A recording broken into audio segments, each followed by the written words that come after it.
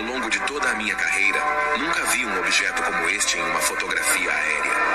Em 1960, uma equipe da revista Life dos Estados Unidos realizou uma expedição de 1 dia e meio ao local.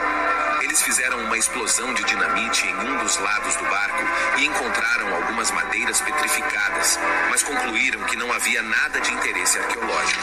A única informação relevante que eles descobriram foi que a estrutura foi feita pelo homem e não era uma formação natural da Terra. Eles publicaram a descoberta na revista Life, com o título A Arca de Noé.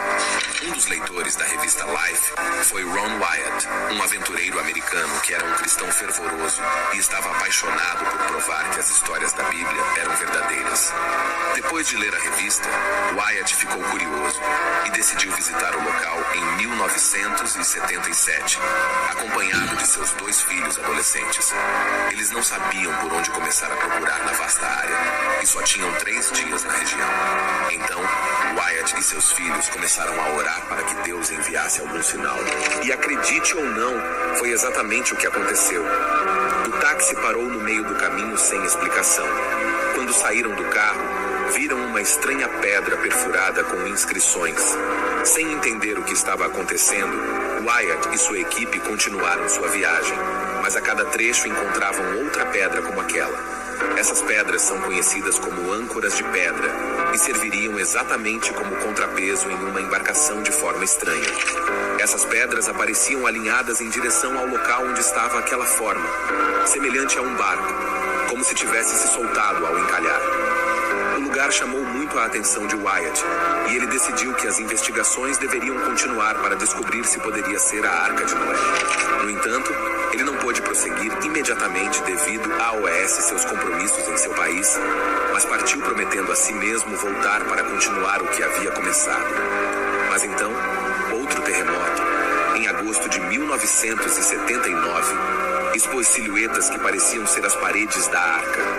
Quando viu aquilo, Wyatt tinha total certeza de que aquele objeto se parecia exatamente com um navio encalhado. Foi por causa disso que, aproveitando os avanços da ciência e os novos instrumentos, decidiu continuar com a expedição para confirmar essa hipótese. Ele preparou suas coisas e voltou para a Turquia. Essa seria uma das 24 viagens que Wyatt faria ao local.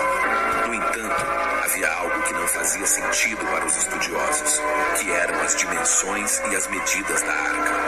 A Bíblia diz que a arca possuía 300 côvados de comprimento, 50 côvados de largura e 30 de altura, com 3 andares, um embaixo, outro no meio e outro em cima. Se convertermos 300 côvados hebraicos para metros, obtemos uma medida de aproximadamente 135 metros.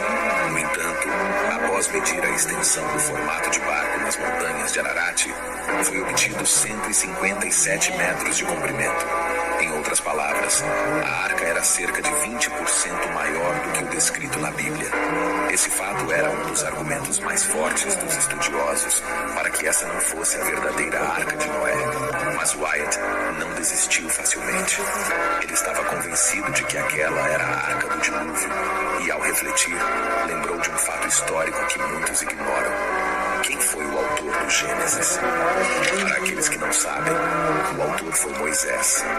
Embora Moisés fosse hebreu, ele foi criado e educado pelos egípcios. Teria sentido pensar, então, que Moisés não conhecia as medidas dos côvados hebreus, mas sim dos côvados egípcios. A equipe de Ron Wyatt estava certa de que aquela forma encontrada entre as montanhas era realmente a verdadeira Arca de Noé, mas não imaginavam que estavam prestes a encontrar mais evidências. Então, escanearam o local com um gerador de frequência molecular que mostrou um padrão particular de linhas de ferro sob o solo ao passarem fitas ao longo dessa área. As linhas descobertas formavam um grande navio que tinha as mesmas medidas de largura e comprimento descritas na Bíblia para a Arca de Noé. Segundo Wyatt, se mostrassem a foto do local a uma criança, ela diria que era de um navio com a largura e o comprimento adequados.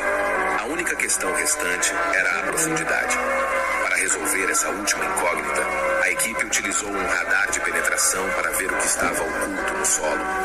O radar mostrou que o navio tinha 3 decks, sendo que os 2 andares superiores haviam desmoronado. mas o andar de baixo permanecia intacto. A parte preservada do barco deveria ter 144 quartos, um número alto, mas possivelmente suficiente para transportar os animais, conforme pensado pelos exploradores. Além disso, relataram ter descoberto paredes cavidades, uma porta perto da frente, rampas e grandes cisternas próximas à proa. Não contentes com todas as descobertas, os pesquisadores passaram a usar 4 tipos diferentes de detectores de metal e encontraram muitos rebites. Esses rebites foram analisados e concluiu-se que eram feitos de alumínio, não sendo formações naturais, mas objetos criados pelo homem. Uma das últimas descobertas da equipe de Wyatt foi um objeto escondido sob a superfície, um pedaço de madeira do convés. Esse pedaço de madeira foi estudado para verificar se era genuíno e não colocado ali recentemente.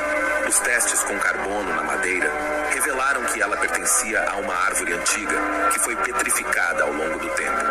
Wyatt chegou a mostrar esse pedaço de madeira em uma entrevista que deu à CNN, demonstrando que as pesquisas continuaram mesmo sem o apoio do governo norte-americano, mas com o apoio implícito do governo turco, que via ali uma oportunidade de investir no turismo religioso. Embora nada tenha sido 100% comprovado, a região hoje se orgulha de ser considerada a terra da Arca de Noé e tem recebido um certo número de turistas, apesar das importantes descobertas. Ron Wyatt não teve o reconhecimento oficial em vida, pois faleceu em 1999, mas deixou um legado importante para a arqueologia bíblica, assim como muitos aprendizes e seguidores que continuam trabalhando para comprovar definitivamente a descoberta. A pergunta que não quer calar é: por que o governo turco e o governo americano escondem as descobertas e não as tornam públicas? Seria alguma disputa política?